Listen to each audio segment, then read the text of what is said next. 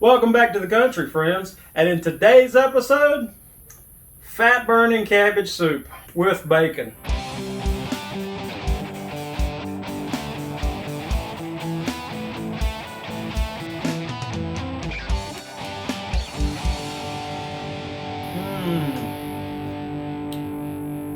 It might not be fat burning anymore, but let me show you what I did. Alright, so on the cabbage soup, the first thing we need is a head of cabbage. Recipe calls for a medium head. This is somewhere in between a small and a medium, I think. Then we've got 10 stalks of celery. I just used one whole bunch from the store. 2 bell peppers. I've got 2 green bell peppers here. Did not use bell peppers out of the garden because haven't got them this year. Haven't got them grown this year. Got 6 carrot sticks. I went ahead and washed these.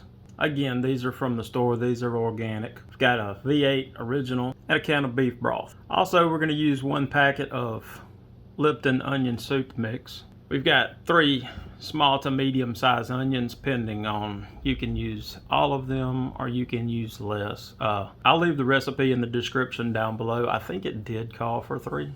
And we're going to use a ½ pound of Wright's brand hickory real smoked bacon. And here's all the ingredients.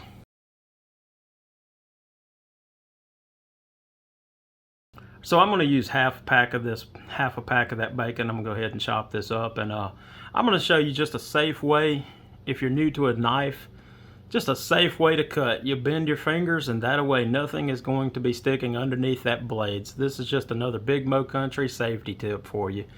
But you cut things like this, that way. Notice where I'm keeping my thumb behind my fingers. That way that knife comes down every time.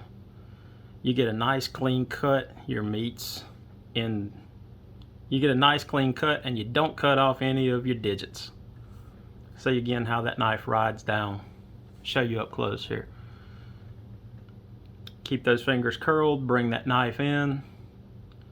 It'll just ride down the top of your fingers. It'll never hit them fingertips. You won't have to worry about cutting yourself. Now, you'll see chefs, they'll be chopping fast and they'll go through it in blazing speeds, but they all started out slow. Trust you me when I say, take your time, learn the process, do it right. And that's a Big Mo Country safety tip. Alright, so I'm putting this in a cold pan. We're going to bring it up to temperature from cold. I put this on a medium heat and just kind of stir everything around, get it on the bottom of the pan. I've rinsed my cutting board off. It looks a little shiny. We're going to go ahead and peel these onions now while that bacon's coming up to temperature and getting cooked down. Again, when you're cutting, just be sure your fingers ain't in the way. Try and get your food in that cup in your hand so your fingers aren't going to be underneath that blade when you slice down. And I'm going to go ahead and chop these 3 onions up real quick. Here we are back at the bacon. It's coming up to temperature. We'll just keep stirring it around so that all sides get warmed up equal. Now you see how I'm putting my knife at the top of my cutting board. That just keeps it in a safe place. You don't ever want to put it on the edge over by your legs because you don't want to accidentally knock it off. So if you put it on the top of your cutting board, that's just a nice place to put it where it's, again, safety first. I'm going to cut these onions up. I'm going to do a couple of different cuts on them, just have some different textures in the soup. I'm going to do a rough dice, a fine dice. Cut that root out, you don't need that. So here I'm just going to put some coarse chunks in. That'll be one way. And this one I'm going to do a finer dice. I don't know the proper names for this. It could be julienning, who knows. Here in the country we just call it cutting an onion. Once you get it split open like that, you see where it opens up, you can kind of hold it. Now be careful again, you know, I've been cutting onions like this for a while, but when you're cutting, just be sure you've got a good grip so that that knife doesn't slip and catch a finger. This is just going to be, like I said, this is going to be just to give some more texture in the soup. This is going to be a finer dice than the chunks I did earlier. Again, we're going to toss this root because we're not going to eat that. Be careful when you're wiping your blade off. Go down the blade. Don't pull your finger back against it. We're going to add this to the bacon while it's cooking so it'll all cook down. Alright, let's give this a quick stir. I'm going to go ahead and get the tops cut off of these carrots. It'll throw all that away. I should really invest in a compost bin. We're going to give these carrots a peel, cut the outer skin off. There we go. Show you how we're doing that real fast. Again, you want to cut away from your fingers, away from your hands. Start at your thumb and go down. And take your time. If you're new to this, take your time. Go slow. There's no problem in being slow to start out with. Another stir. We're just going to keep everything rolling around in this pot, warming up. It's still on a medium high. Here's the bacon. Duct tape for the kitchen. They got that right. Everything's better with bacon. Alright, so let's go ahead and get these carrots chopped up. Again, pull your fingers, tuck your fingers in, go slow when you're cutting. Let that blade ride down. Again, push things off of the blade. Don't pull your fingers into the blade. Now I'm going to cut up again for some different texture throughout the soup. We're going to cut these pieces in half and then give them a nice little chop. When you're cutting like this, again, be sure you grab everything and you have it held sturdy in your fingers and pull all them fingers in. Put that thumb behind those fingertips and then you can dice up several pieces at once. But again, if you're new to this, take your time. Alright, here we're going to add some garlic. We're going to add a tablespoon of garlic to this because garlic makes everything better, right? I'm pretty sure they called for it in the recipe. I think it may have been an addition though. Alright, here we got Kosmos Q Siracha Dirty Bird.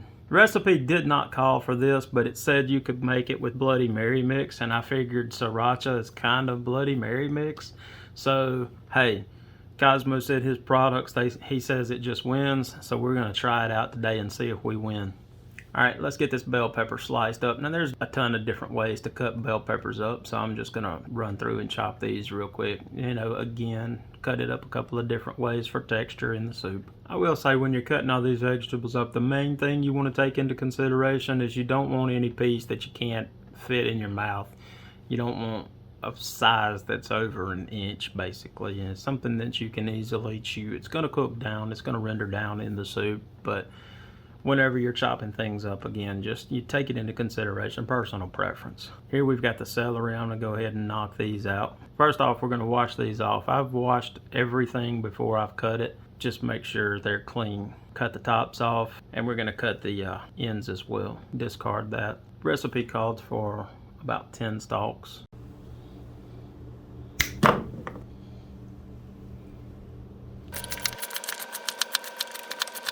Star of the show, the cabbage. Cut the bottom off of it. If you've never had cabbage before, the root area is pretty tough. You don't want to eat that, so we're gonna cut this in half, and then we're gonna kind of knock that center portion out. We'll cut it out rather than knock it out, but just cut it in half. Again, cabbage is going to be pretty tough, so be careful with that knife. As I see that portion, you'll see it'll kind of come up about halfway in.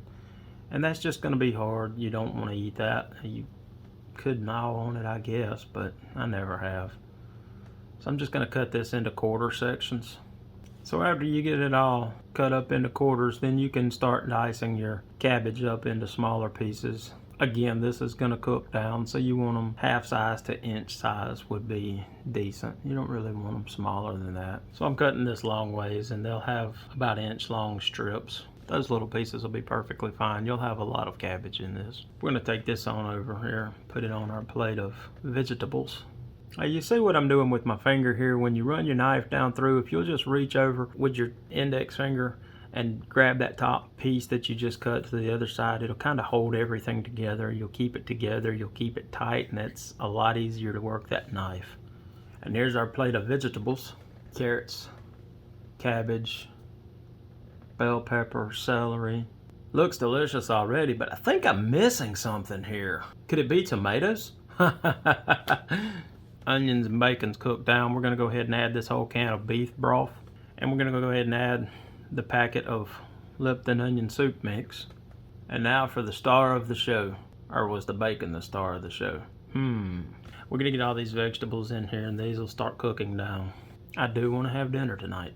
Now I will say, while I'm putting all of this in, one thing take into account when you're making this soup, you do want to use the largest pot you have because it fills up quick. And once everything's in, just try and give it a good stir as best you can. You don't want to really dump it onto the stove because then, well, that's a huge mess that we'll have to clean up later. But just try and get everything stirred in, tucked in nicely, and go ahead and add that V8. You can use V8 or you can use just plain tomato juice. I went for the V8 because it had additional flavoring in it, but you can use either or. And just add the whole jug. Now this has filled up my pot because remember I have added a half a pound of bacon to the bottom of this, so I've got additional ingredients that wasn't in the ingredient list, but it did hold that whole jug. We've got the 2-quart jug, and all of this is extra. I'm going to throw it in the pot later. Half of it went to the floor, and as soon as that cooks down some though, I'll add the rest of that cabbage in. It'll work out. I'm going to go ahead and turn this up to high till this comes up to a boil. So now that we've got it to a rolling boil here, we're going to go ahead and add in our special ingredient for this cook, Kosmos Q Siracha Dirty Bird. Now I've been using Dirty Bird on everything. I've been trying it on different recipes, and I asked Cosmo, I said, what do you use it on? And he said the same thing I do, everything. So we're going to put it in this cabbage soup for this cook, and we're going to see how it turns out. It looks absolutely delicious. I wish y'all had smell-o-vision because this even smells delicious. At this point you would want to cover it because I've got it so full though I want some of that water to evaporate off, so I'm going to leave this uncovered and just let it simmer. So I'm just stirring it around again. I've been stirring it periodically through the whole cook, making sure everything cooks evenly. It's smelling wonderful in this house right now. I never thought diet food could be so fun. But then again, I did add a half pound of bacon, so let's dip some out and see what we're dealing with here. Oh, that looks delicious. Smell it. Can you smell that? You smell that? Smell this. Again, now that I pulled some out of this pot, it's a whole lot easier to stir around. Just want to make sure everything gets mixed in properly, and again, it's all cooking down at the same time, but everything's cooked down nice. The vegetables are tender. Well, all right, friends, that's the Big Mo Country take on the fat-burning cabbage soup with bacon, because bacon is the duct tape of the kitchen. This is delicious. I'll probably be making it again, and probably being that this was the first time I've ever made it and decided to video it at the same time, I might actually remember to put the tomatoes in it next time. But as always, welcome to the country. Big Mo Country.